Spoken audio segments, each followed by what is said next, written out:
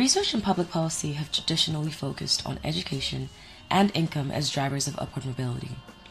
There is compelling evidence, however, that education alone does little to explain the source of different levels of economic well-being, especially across race. Observing an association between higher levels of educational attainment and higher levels of net wealth and concluding that education produces wealth is tantamount to observing an association between the presence of umbrellas during rainfalls and concluding that umbrellas cause the rain. It's more likely that the relative wealth of different races explains the educational attainment differences across race groups. This excerpt is from Umbrellas Don't Make It Rain, Why Studying and Working Hard Isn't Enough for Black Americans, a joint report between the New School, the Duke Center for Social Equality, and Insight, a nonprofit research entity. What does this mean for people of color trying to secure the bag? What role, if any, does education play in affecting our income? And if education alone won't secure the bag, what will? Hi, my name is Odior, and this is Living Corporate.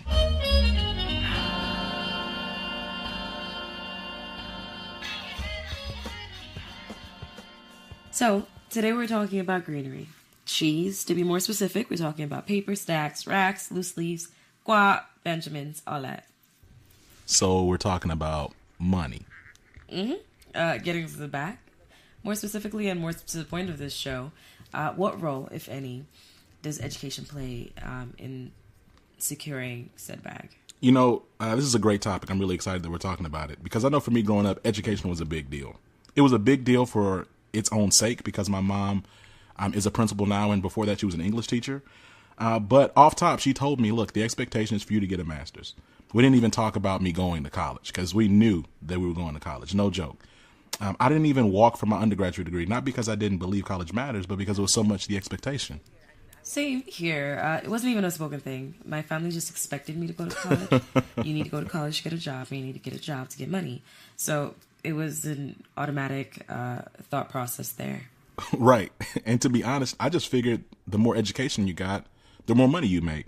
But as I've gotten older, I realized that isn't always the case. To keep it real for a second, how many people do we know who, at the barest minimum, have a bachelor's degree but have not secured the bag? And before we go any further, this is certainly not to disparage anybody with a bachelor's degree under their belt or who have terminal degrees. This is just a process of trying to understand what the secret sauce is. Listen, if there's a formula, somebody needs to put me on. I was on Fishbowl, which is, for those who don't know, it's an anonymous posting app for consultants. And there were just so many different stories and conversations going on around compensation that I had never been exposed to before. And it's even more unbelievable because the study that I referenced at the top of the show, again, it's called Umbrellas Don't Make It Rain, Why Studying and Working Hard Isn't Enough for Black Americans. It calls out the median wealth by education level. And it shows that disparity between black and white families, where black families with a post-baccalaureate degree have a combined wealth of about $84,000. White families at the same level have a combined wealth of almost $300,000. The numbers get even more bleak with fewer years of education. Right. No, I appreciate you sharing this data. It's a great report. Umbrellas Don't Make It Rain. We'll make sure to have it in the actual show description. But I look at these numbers myself and I'm like, how, Sway? How? How is that possible?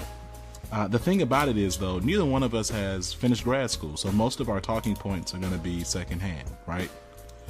It would be great if we could talk to a first generation corporate professional who maybe they graduated from a top 3 grad school in the nation. Yeah. You know, someone who could share their story about their experiences and right. what their job hunting was like and maybe how they used their degree to get to the next level, perhaps. Like our guest, Richard Odior? What? Sound man, I need you to go ahead and drop them things in here for me. You know what it is.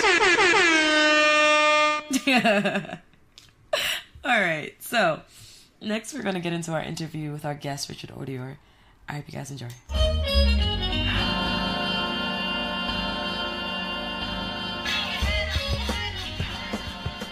Hey, y'all.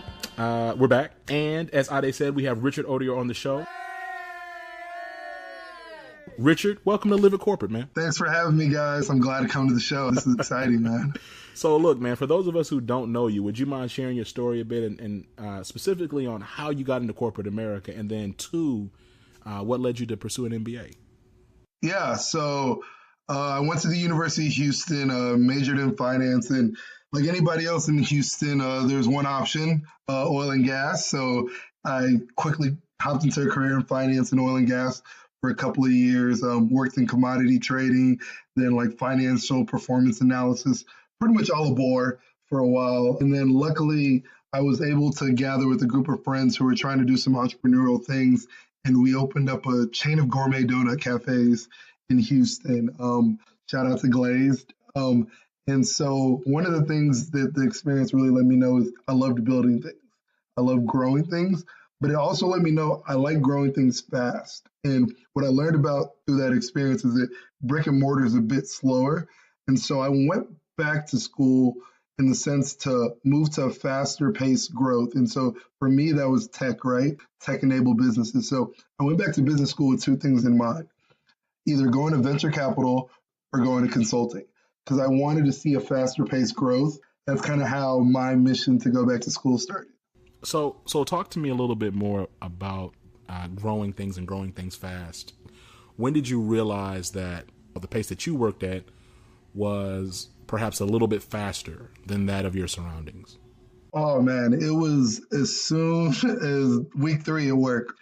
I think at the time, oil and gas was moving slow. Companies were paying people crazy amounts of dollars to do little work. And so I joined my new group, and I was probably the only other person under 30 in my group of like 35 people. And primarily because companies were paying people to do work that could have been automated.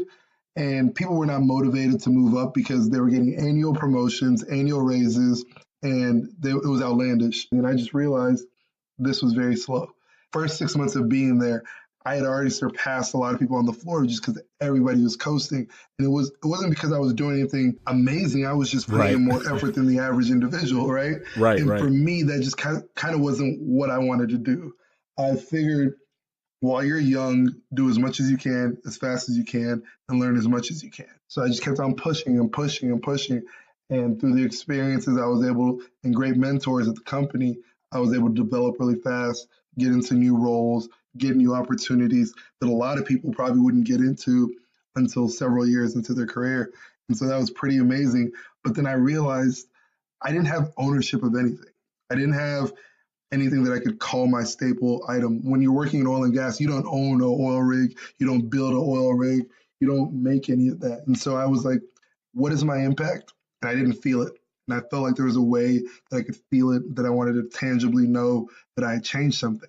So I looked at somewhere else. And luckily I had some friends who were into the same thing and into building, into cultivating, into doing some really cool things. And so we just started chatting and said, hey, what can we do? Were there any preconceived notions about grad school that were proven right when you got there? And were there any preconceived notions about grad school that were proven wrong?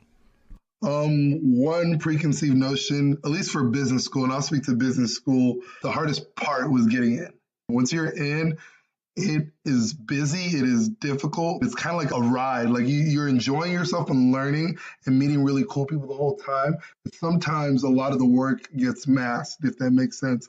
You don't realize how much work you're doing because it's masked in so many other experiences. The opportunities really feel global. Like I traveled almost 30 countries in 2 years. It was ridiculous. 30 countries in 2 years? Yeah, I think the final number was like 28. I think, and I can speak for myself, I don't want to speak for all minorities, but This is one of the things that a friend of mine told me: speak up, raise your hand, and don't be afraid. Minorities tend to feel like our voice is not going to be on par with the rest of everybody. We think about what we're going to say so carefully because we want to seem a certain way. And what I realized, and what my buddy told me, he was like, you're here because you earned it. Don't ever feel like you didn't earn it, and don't ever feel like you can't compete. Those were really, really big words for me because I think oftentimes I went to a city school, I went to University of Houston, right? And a lot of your classmates are coming out of schools like Columbia, Harvard, Yale. And so sometimes you get this mindset like, yo, what am I going to do? I'm not on the same level. And then you get in there and you pull something out of yourself that you don't understand that you have. And you understand that you're here because you're valuable. You're here because you bring something to the table. And I think that was one of the things that I had to shake off when I first got there. It's funny that you bring that up, talking about, as you look around the room and you see all these people with these really big collegiate names next to them, and how you question yourself, right? Like you question yourself, like, do you really belong there? And it's funny because a couple shows ago we were talking about imposter syndrome and like how you battle that. And it's funny that you kind of bring that up when you say, not feeling like you need to prove your seat at the table, right? But that like if you're here, you earned it, and that you're here for a reason. That's really, I hope that people take away. They're encouraged by that, because that's a really good message, and I think it's actually applicable in and outside of academia, right? I always tell people, like, let someone else turn you away, right? Straight up. I think a lot of times and when I say we, I'm talking about the minority population. Right. We self-doubt ourselves, right? We say, oh, like, I remember in undergrad, there was a career fair and there were several companies recruiting. And my buddies, we walked in and they veered off left and I veered off to the right. And I was like, yo, guys, why aren't you coming here? And they were like, well, my GPA is not this and my grades aren't that. And I said, let them tell you no. You know what Straight I mean? up. No. I need them to tell me no. I'm not going to tell myself no. You know what I mean? Man. Someone needs to pat me on the back and say, hey, Richard, what you're saying is not good enough. Hey, Richard, your product's not good enough. Hey, Richard, your grades aren't good enough. But I'm not going to tell myself I'm not good enough. Man, I'm going to walk in there. Yeah. I'm going to hand my resume to whoever's there, and we're going to have this conversation. And then you're going to tell me I'm not good enough. No, straight up. I mean, I'm cheering you on when you're talking, because, man, that's my philosophy. Like, look, man, there's plenty of people out there that are going to already tell me I'm not whatever. I'm either too academic or not academic enough. I'm either too strategic or too tactical, or I'm too this or not enough that. Listen, man, there's enough out there already of all of that. So I'm not going to be an additional voice for that. I'm going to tell myself I am. You are enough, yeah. Like what's the point? Like, so you're going to sit back and join every other voice out there? Not to be super pessimistic and say that the world is against you. That's not what I'm saying. But there's more than enough voices and perspectives and opinions, be that for whatever reason, that are going to tell you and discount you. So don't discount yourself. Let them tell you. Let them push you out the room. Let them tell you that you shouldn't sit at the table. Then you fight. But don't kick yourself before you even get started. 100%. You got to walk in like you already have a seat at the table every time you walk in the room. Right. Every time you walk in a room. And I'm going to let you pull my chair out, but I'm not pulling my own chair out of underneath myself. I'm saying. I have a seat. That's right, man. I don't care what room it is. I walk in and I have a seat, and that's how you have to operate. No, absolutely. Well, look, man. Today, as you know, we're talking about getting to the bag, right? And so, the context was all around, like, we looked at a study called "Umbrellas Don't Make It Rain," and it's essentially, dispelling certain myths about wealth inequality or just income inequality. And one of the things for me and Ade that we were talking about on the show, growing up, I just thought that, if you got a grad degree, that, they were just going to hand you money, right? Like you're just going to walk out of that thing with a thick 6-figure salary. And so my question to you, what would you say to people who just make that assumption? Like, look, I went to grad school, I got my MBA, and now it's time for me to get that $160,000, $180,000, $220,000 bag. Like, what would you say to people who make that assumption? I think a couple things to get the bag. You've got to be ready. First, what are you bringing to the table? What industry are you looking to go into? What were you doing before? And how are you going to change the organization that you're going to now? So, for example, even me going to business school was interesting. I remember when I was making the decision, I used to be a finance guy, so I had to put it in a spreadsheet, right? And so I had to say, okay, if I go to business school and pay X and I'm coming out and making this, then it's valuable. And I hate to sound like a snob in a sense, but I think a lot of times people don't understand what they're investing in when they go to grad school. And I say this to say that, like, not to knock any program, all programs are not created equal. All opportunities are not created equal. So going to any grad school isn't the same as going to certain grad schools, if that makes sense. Yeah. And it all depends on where you're at in life, right? At a certain point, I usually say the premium spot is maybe just anywhere from 4 to 6 years is a premium spot because you've probably made good enough money in the place you're in, but still have enough value from the MBA to get the post MBA salary would still be worth it, if that makes sense. So for example, right, like if you work 8 years and you've made your salary is now at X dollars, it's harder to leverage the MBA because the jump that you can make is smaller, right? But if you go at prime time, which is usually for most programs, I'll say 4 to 6 years, the jump you can still make is still very sizable. So, for example, I was blessed with a really, really good job before, like I said, and it was great, and I was making really good money. But post MBA, I was still able to increase my overall salary by more than 50%. At that point, the numbers still made sense. But if I had stayed in my current company for maybe another year or two, the jump would not have been as large. Right. Also, I think some of the big things is it's not just about the bag now, it's about the bag later.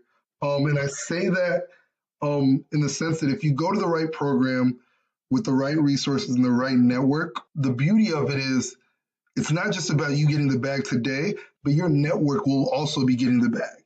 And so your network is your bag as well. Because whenever they're looking to hire a consultant down the line, it's you. Whenever they're looking to hire someone for an acquisition, it's you. They're going to operate in the network of other people that they believe are competent. I was one of the things I noticed, I work in consulting, and one of the things I noticed is some of the best managing directors, what they leverage is their MBA network. Yeah. Because what they utilize is their other classmates working in industry at whatever company it may be, and they reach out to them and they sell these huge $1 million projects back and forth. And because that bag is not just a today bag, it's a future bag, right? And so I won't say that the knowledge is something that you can't always Google. There's a lot of aspects you can Google about the knowledge. You can get the documentation, but a large part of business school is the in-person interaction. I used to sit with my classmates from Colombia, India, Indonesia, all over the world, and we would talk about different concepts, and I learned directly from them. And two things that I got unique knowledge, but I also got to know them better. So when I tell you I went to 28 countries, I was going with these people from those countries, and I was learning business through them and with them. And now in the future, they know that if an opportunity comes, I can knock on their door, they can knock on mine. When we talk about wealth, or we talk about the bag, right? Like just using the terminology for this particular call. Yeah. We talk about the bag. I know for me that my default is how much money am I going to make off of this job, individually, me right now, as opposed to your point, pulling from your network, right? And thinking about, like you said, the bag in the future. If your bag, I would say, even if your bag is only, in the context of a yearly salary, your bag isn't big enough, right? Like I would say you need to be thinking about, and I'm really learning is that, you're basically saying you need to be thinking about really what encompasses the bag, right? And to your point, it's that network. And you think about MDs and partners and principals, blah, blah, blah, especially cats who have been selling work for, 5, 10, 15 years. They typically are selling work back and forth to like the same, 7 or 8 people. Like, it's not like they 7 or 8 people. It's not like they're like, oh, I found this brand new guy that just popped out of nowhere. No, there's a network there. That's part of the bag. The relationships are part of the bag because ideally, one of the things I realized, and if you go to the right program, if you do it the right way, you don't have to get to the bag immediately. And I've seen it multiple times where, hey, someone went to grad school, they might not have got the exact job they wanted, but they took another job, they did well, they got promoted, and 2 jobs down the line when a great opportunity opened at that company, well, their friend works at that company and is high in that company, and they pull them over. You see a gravitation of, oh, that company is run by a lot of ex people that go to that school, or that company is run by a lot of people that go to that program. It's because there's a relationship that's being built, that's being carried over in so many ways. And there's a reason why certain companies recruit at certain schools, because those relationships, someone high in that company is from that school and has that relationship. So there's definitely value. And if you're changing industries, there's definitely value there. And that was one of the factors that if you're putting into a spreadsheet, you won't be able to put that part in the spreadsheet. Your bag might not be actual cash. It might actually be your happiness and enjoyment of getting to something you want to do. I have a lot of friends from school who might have been doing things like banking, investment banking previously, making north of 200 a year, and took jobs that make maybe even half of that post because their ideal goal was to get to something that was different, and that was the bag for them. And so identifying what your bag is a big thing. Like once you identify what your bag is, then you can identify how to get to the bag. Man, that's a really good point, man. I like that a lot. And so to your point, I think perspective matters, right? Like how what you're thinking about and what your goals are, which actually is a good segue to my next question. So as a follow up to that, what was your strategy for you on leveraging your MBA for where you want to go, right? So when you think about, did you even plug the school, man? Did you plug the school that you graduated from? I got to plug my school. I was waiting for that, but I went to Kellogg, man. Kellogg School of Management in Northwestern, man. That's my home, man. It took care of me for a good 2 years, man. There we go. So my question is, when you think about Kellogg and the degree that you earned, right? How did you? What was your strategy on leveraging MBA to get where you wanted to go? Like, how did it fit into your master plan? I'm still leveraging it now. Like, I mean, in multiple ways. I think for me, the school ideally chose a school for a few reasons, right? One, it was one of the programs that had the learning that I like to learn. It had a lot of hands-on learning, but mixed with classwork. And they promised that you would work in over 400 groups before you left. And I was like, wow, 400? I was like, all right. And the importance of that was I work best when I get to know people. Like, I'm not the best, but I've always been good at managing relationships. And I wanted to go to a school where I would get to interact with people, manage and harvest relationships, and be able to develop with these people. And so when I chose a school, that was definitely in mind. And then on top of that, since I've been in school, the network is amazing. I've been able to reach out to so many people, and I've made mentors and connections through our network that have been beyond everything that I could have dreamed about. And I'm still making networks and connections. I'm still taking calls, and I'm still giving back in the same way. And so I'm always in this realm of gratefulness to the program, but it's leveraged me to be able to have conversations with individuals that probably would never, if I had just tried to make a certain transition, have answered my call. I in my phone to this day, I have the number saved of at least 5 millionaires easily. And that's a minimum. And those came through the experience of when I got to Kellogg, connecting with certain people and being continuously connected to my goals. For me, I had several short-term and long-term goals. I was able to utilize my network very early on. I remember first week of school, we did an exercise, and it was in your sections. And the sections are usually around 60 people, maybe around 50. And so our professor said, hey, I want you to write down something that is one of your largest goals, and I want you to put it on the board. And we went one by one putting it on the board. And anybody who could help you get to your goal would come write their name on your sheet. Oh, wow, that's powerful. And it was interesting because he said, you don't realize what you have alone in this room, not even the whole school, but what you have alone in this room. And from that first week of school alone, from the people who wrote their name on my list, I've been able to go so far. It's been crazy. I've met some of the millionaires I said I connected through one exercise. And they've leveraged me to introduce me to other people, and it's been amazing. And so because of that, like, I've naturally been given some experiences where I didn't even have to leverage the MBA. The MBA gave to me directly, if that makes sense. No, it does. That makes a lot of sense, man. So look, I have a last question for you. Yeah. Do you have any other plugs, any shout outs? I got a lot of shout outs, a lot of plugs. Do your thing, man. Go ahead. Got to do Glazed Donut Cafe if you're in Houston for sure. Check us out. See my family. Love you guys. Kellogg School of Management. Bauer. I didn't even get to mention Bauer. Bauer was my undergraduate. You didn't. Go Cougs, man. Go Cougs. They gave me I learned everything I know from them. I also want to plug Impact America Fund, one of the great funds I used to work at, and I got connected to them during business school. It's a double bottom line venture capital fund that focuses on investing in minority entrepreneurs and underrepresented minorities. I learned a lot from the people at that firm, and I've grown a lot through them. I want to shout out to Living Corporate for doing what they're doing. You guys don't know how major this is right here, honestly. As someone who's constantly worked in corporate America, and this is something we used to talk about in business school, is we often have to cover and hover and hide who we are constantly. And what you guys are giving people is an opportunity to really be open, and also an opportunity to see that you're not alone in the workplace, which is oftentimes when you're the other, you always feel alone. This podcast alone has excited me so much because it lets me know I'm not alone. And it lets me hear the stories of people who are doing great things that are also considered an other at work. Oh, man, that's amazing. Well, first of all, Richard, bro, thank you for the kind words. And the thing about it is, man, what excites me when you, your energy is, I've always loved it. And spoiler alert for those listening in, Richard and I are friends. We've known each other for about a decade now. But what I love about, a decade. I know, right? Yeah.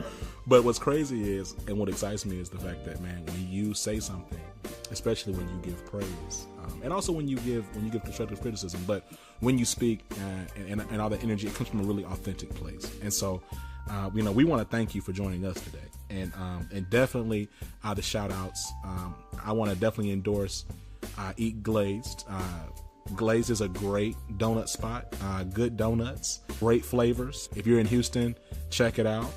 You'll probably see us shout them out on our IG stories. So stay tuned for that. But anyway, Richard, man, thank you for joining us today. Yeah, and any minorities who are listening to this, if you're thinking about grad school or business school, I can speak specifically to business school. If you're thinking about business school, feel free to hit me up, honestly. I'm an open book. I'll have a conversation with you. Anybody who needs anything, honestly. My goal is to see more of us in those spaces.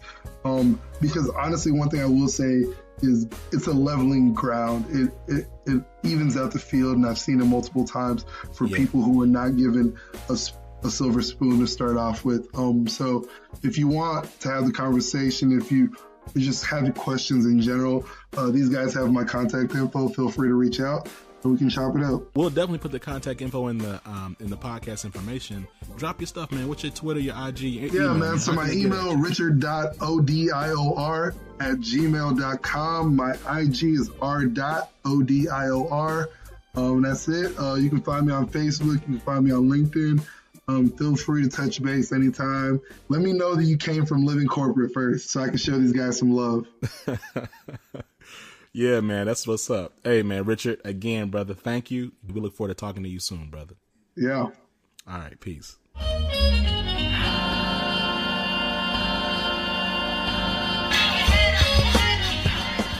And we're back. Yo, that was a great interview, and Richard was a fun guest. He had some really great insights on how you can leverage a degree for your goals, but I think I'm more certain now than I ever was before that a degree isn't a cheat code. Right. Like I said from the beginning, I was raised to think that having a graduate degree would automatically give me 1, 2, 3, 4, 5, 6, 7, 8 M's in my bank account. Right. But at the same time, I do believe that degrees have their time and their place. They just need to be part of your plan. Which is its own thing. Real talk. I know for me, I genuinely want to get a grad degree, right? First, it was an MBA. But now I'm thinking more of like an IO Psych PhD. Oh, okay. Are you fancy, huh? I am very fancy and bougie, for sure. The point is, I'm trying to think it through, like the why of the degree, because school isn't free. It's definitely not even cheap. Sure isn't. Sure is not. And listen, we started off the show talking about wealth inequality and how it isn't fixed purely by education. I don't think this should discourage people from pursuing a degree. I do hope that this conversation helps us think critically and analyze fairly common assumptions that many of us were raised to believe about how wealth is generated and distributed. Like Richard alluded to, we're going to have to rethink what the bag is for us and what our strategy is to secure it. It has to be more than an annual salary. Right. And, that's a soundbite for sure. This is a huge, complex, and yes, frustrating topic. But I believe the starting point is awareness, then thoughtful dialogue, then planning, and then action. Agreed. Anyway, let's get into our next segment, my favorite things, where we talk about what our favorite things are these. Yes, my favorite thing right now has to be this book I'm reading called Why I'm No Longer Talking to White People About Race by Rennie Edo-Lodge. It's so frank and honest. I also have a bias towards aggressive book titles, like book titles that let you know exactly what it's about when you pick it up. I really enjoy that. Also, shout out to Glazed Donuts. Glazed Donuts is a gourmet donut restaurant in Houston, Texas. I can tell you that they have a great product. Donuts, sandwiches, kolaches, juice, all of that. So shout out to Richard and Bobby and Osa and TJ and all of the members of the Glazed Donuts team. So currently, I have at the absolute top of my list of One True Loves, I have this book called Children of Blood and Bone. It is by Tomi Adeyemi, who wrote just an amazing work, and I'm looking forward to reading more from her. I'm Nigerian, I'm Yoruba, and it's really beautiful to see the Yoruba pantheon of gods incorporated into a literary work. So go check that out if you are interested at all in, reading. But also if you're interested at all in fantasy novels, a really good book. My other favorite thing, I don't know if you've seen that rhyme. I just got a new dog. His name is Benji. Well, technically, his name is Maximilian Benjamin Gold III. There is no first or a second, but yeah, we are extra over here on these parts. I call him Benji because I'm the more sane mama. I am I'm well grounded. I am down to earth and all of those things. So my beautiful baby husky is just my newest ray of sunlight, and I cannot get enough of him. I've taken 262 pictures, and I have posted maybe 3 of them. So I'm not being obsessive, and I'm not being that guy, but he's a gorgeous pup, and I do say so myself. Dope. Well, thank you for joining us on the Living Corporate podcast. Make sure you follow us on Instagram at Living Corporate, Twitter at livingcorp_pod, and subscribe to our website through living-corporate.com. If you have a question you'd like for us to answer or read on the show, make sure you email us at livingcorporatepodcast@gmail.com. And I think that does it for us on the show. This has been Zach. And I'm Ade. Peace. Living Corporate is a podcast by Living Corporate LLC. Our logo was designed by David Dawkins. Our theme music was produced by Ken Brown. Additional music production by Antoine Franklin for Musical Elevation. Post-production is handled by Jeremy Jackson. Got a topic suggestion? Email us at livingcorporatepodcast@gmail.com. You can find us online on Twitter, Facebook, Instagram, and living-corporate.com. Thanks for listening. Stay tuned.